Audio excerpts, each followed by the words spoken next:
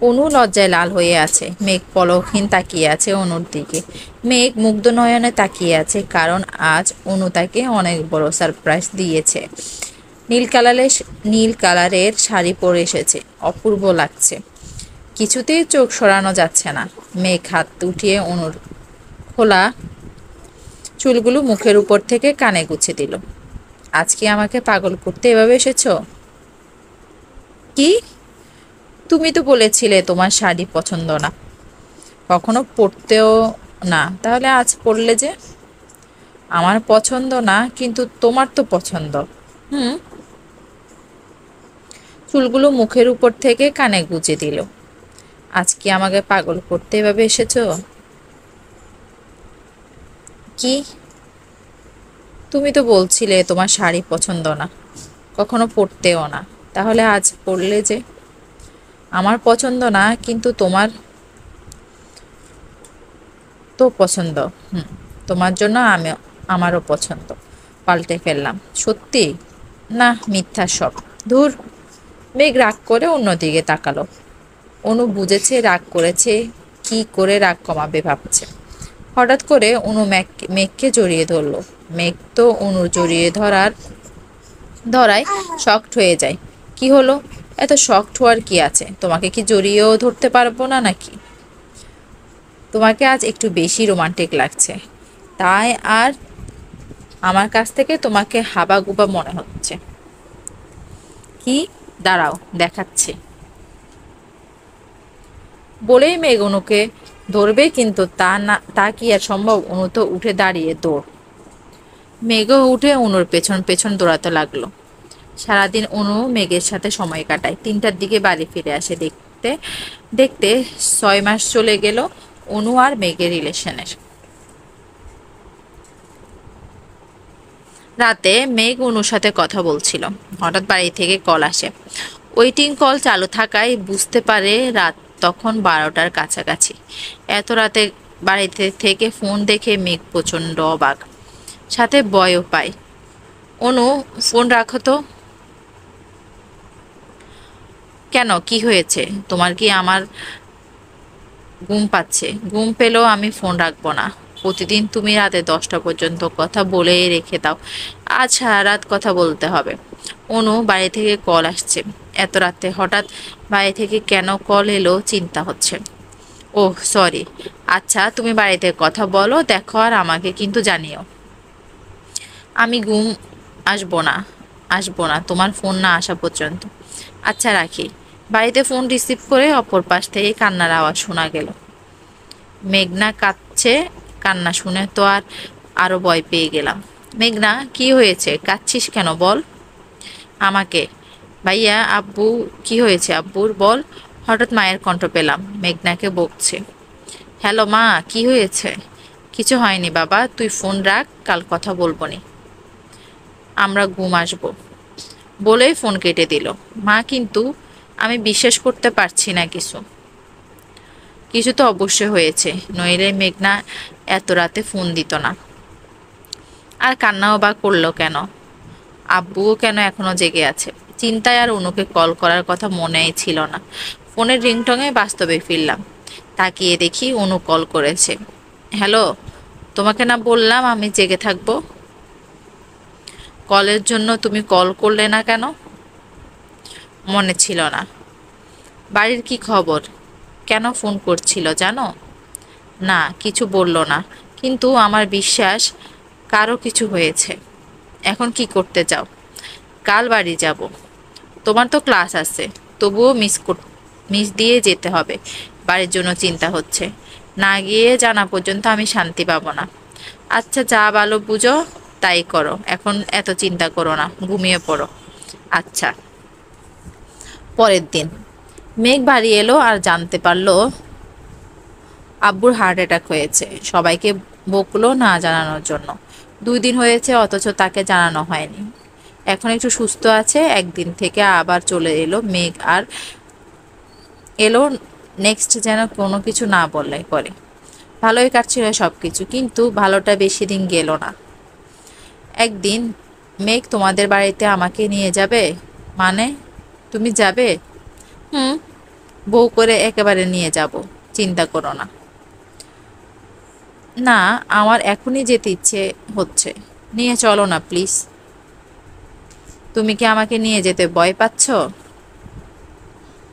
কি বলছো, ভয় পাবো কেন? তাহলে নিয়ে যেতে চাইছো না কেন? তোমার জন্য। আমার জন্য? অবাক হয়ে। হুম, আমাদের বাড়িতে যেতে হলে তোমাকে থাকতে হবে, কিন্তু তুমি তোমার বাড়িতে কি বলে যাবে সেটা আমি ভেবেই রেখেছি। তুমি নিয়ে যাবে নাকি সেটা বলো। আটসাত বেঁধে নেমেছো, আচ্ছা, কিন্তু আমার এক্সামের পর। আচ্ছা, আজ মেঘের সাথে যাবে? অনু সকাল থেকে গুজকাজ করছে। মেঘ ঢাকা থেকে নিতে আসবে, ও 1 সপ্তাহ আগে গিয়েছে বাড়ি। আমার যখন বাড়িতে মানাতে পারেনি, আজ অনেক কষ্ট করে সামিয়াদের বাড়ি যাব বলে রাজি করিয়েছি। 4টা থেকে বসে আছে অনু, অথচ এখন পর্যন্ত মেঘ এসে পৌঁছায়নি। ওর 4:30 এখানে উপস্থিত থাকার কথা ছিল, এখন 5টা বাজে। মেঘকে ফোন দিলাম। হ্যালো, কই তুমি? কখন থেকে বসে আছি তোমার জন্য। এখন এসে পৌঁছালে না? কোথায় আছো? সরি, আসলে রাস্তায় অনেক জ্যাম গো, তাই লেট হচ্ছে। যাও, এখন ঝগড়া করবো না, তাড়াতাড়ি আসো। তারপর স্মৃতিপাড়া থেকে বাস্তবে ফিরল আজানের শব্দে মেঘ। যতবার অতীত মনে করেছে, সময় কখন যে চলে গেছে টেরই পাইনি। মেঘ চোখ মুখ মুছে উঠে গোসল করে নিল, তারপর নামাজ পড়লো। আবার ভাবতে বসলো, সেদিন তো আমি যেতে পারিনি। অনুষার কাছে কি ঘটেছিল, সেও সুইসাইড করলো। এদিকে মেঘনা রান্না করতেছে সকালে উঠে, এখন রান্নাটা ভালোই করে। ও তো ভালো রান্না হয় না খেতে, কিন্তু খারাপ হয় না। হঠাৎ আদি আওয়াজ কানে এলো। এই শুরু হয়েছে চিল্লাচিল্লি। আদি এসে খাবার টেবিলে বসেছে। আমার রান্না শেষে খাবার নিয়ে ওর সামনে রাখলাম। সব সময় যেমন মুখটা খারাপ করে, আজও তাই করলো। বিশ্বের সবচেয়ে খারাপ রাধি আমি, এটা বোঝাই। এত যেহেতু খারাপ রাধি আসছিস কেন, খেতে বাইরে খেতে পারিস না? সবসময় এই খারাপ খাবারের জন্য চিল্লাচিল্লি করতেই থাকে। রেগে বিড়বিড় করছি। যতই বিড়বিড় করে বকো না কেন, তোমাকে রান্না করতেই হবে। খারাপ হলেও তোমার রান্না অন্য সব কাজ করতে হবে খেতে খেতে। করবো না কি করব, রাগের মাথায় কথাটা বলে ফেলেছি, কিন্তু আদির দিকে তাকিয়ে আমি ভয়ে শেষ। আগুন চোখে আমার দিকে তাকিয়েছে, মনে হচ্ছে চোখ দিয়ে গিলে ফেলবে। কি বললে? কই, কিছু বলিনি তো। আমি তো বললাম সব সময় রান্না করতেই থাকবো, একদম রান্নাঘর থেকে বেরোবোই না।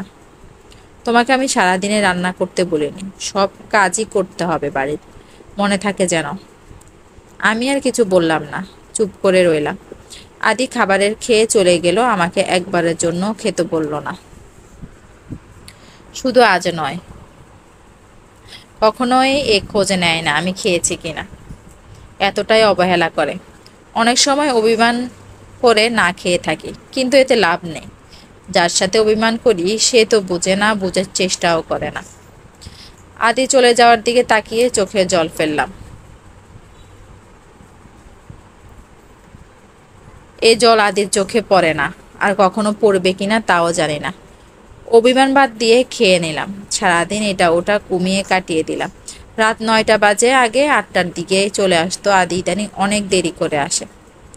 আমি প্রতিদিনই ওর জন্য অপেক্ষা করে থাকি। সোফায় বসে মাঝে ঘুমিয়েও পড়ি, কলিং বেলের শব্দে ধর পড়িয়ে উঠি। আজও এখন পর্যন্ত আসেনি। সারাটা দিন আমি বাড়িতে কি করি, কিভাবে আছি জানার প্রয়োজনও বোধ করে না। না ফোন আছে, না একটা ফোনের কথা বলছিলাম বলে যেদিন বাড়ি থেকে চলে যাবে সেদিনই দেব। আমি আর কিছু বলিনি। যত অত্যাচার করুক আমি যাব না। 11টার দিকে বাড়ি আসলো। আদি দরজা খোলার সাথে সাথে রুমে চলে গেল। আমি পেছনে পেছনে আসলাম। খাবে নাকি জানার জন্য, সে বলল খাবে না, খেয়ে এসেছে। আমি যে প্রতিদিন না খেয়ে অপেক্ষা করি সেটা বুঝলো না, খেয়ে আসছে শুনে আর খেলাম না। আমিও খাবার ফ্রিজে রেখে আমিও শুয়ে পড়লাম।